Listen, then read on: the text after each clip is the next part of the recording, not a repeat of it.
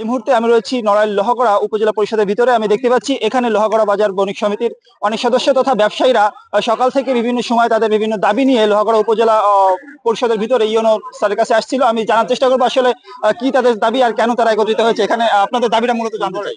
আমাদের দাবি, আগে আমরা এই কাঁচামালের ব্যবসা করে সীমিত বেশি ব্যবসা করে আমাদের 20 টাকা করে খাজনা নিত বেশি, বর্তমান 70, 80, 90, 50 এই করে খাজনা নিচ্ছে।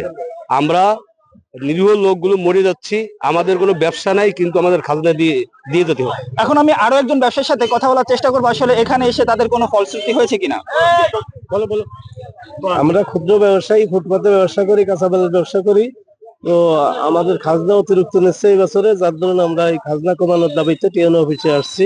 টিএনও স্যারের সাথে আমরা এই ব্যাপারে এসে কি কোনো প্রকার কথা বলতে পারছেন কিনা? আমরা টিএনও স্যারের অনুপস্থিতিতে যে জেলা সংবাদ জেলা বিকাল 4টা টিএনওর সাথে কথা হবে আমাদের এই কাঁচা বাজার নিয়ে, যে আমাদের কতটুকু আশ্বাস আমাদের দেবেন সেটা আমরা 4টা পর্যন্ত অপেক্ষা করবো।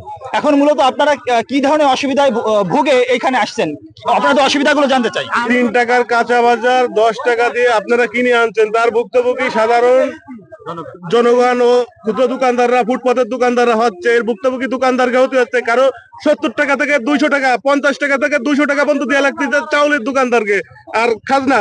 আর আমাদের ফুটপাতে 30 টাকা থেকে 20 টাকা থেকে 70 টাকা 80 টাকা হচ্ছে। আমরা এর জন্য তীব্র প্রতিবাদ করছি। এখন আপনারা কি ধরনের সমাধান চাচ্ছেন? আমরা কমাইতে চাই এই খাজনার পরিমাণটা, যাতে আমরা নিম্ন লোক ছোট ব্যবসায়ী খাজনাটা যাতে কমে আমাদের দিক থেকে ব্যবসাটা যাতে করে চলতে পারি, সেইটুকু আমাদের আবেদন। এখন কোন ধরনের প্রতিশ্রুতি বা সহযোগিতা পেয়েছেন কিনা আপনারা? আমাদের বলেছে যে আপনারা 4টের সময় আসেন, আপনাদের যে দাবি আছে আমরা সবাই মিলে ঝিলে একটা সমাধান করব। শুনতেছিলাম ব্যবসায়ীদের অতিরিক্ত খাজনা আদায়ের বিষয়টি, আর আশ্বাস পেয়েছে আজ বিকাল 4টার সময় তারা একটি সুবিধাজনক সিদ্ধান্তে পৌঁছাবে। আমরা সেই সিদ্ধান্তের অপেক্ষায় আছি। এনটিভি, দিন ইসলাম, নড়াইল।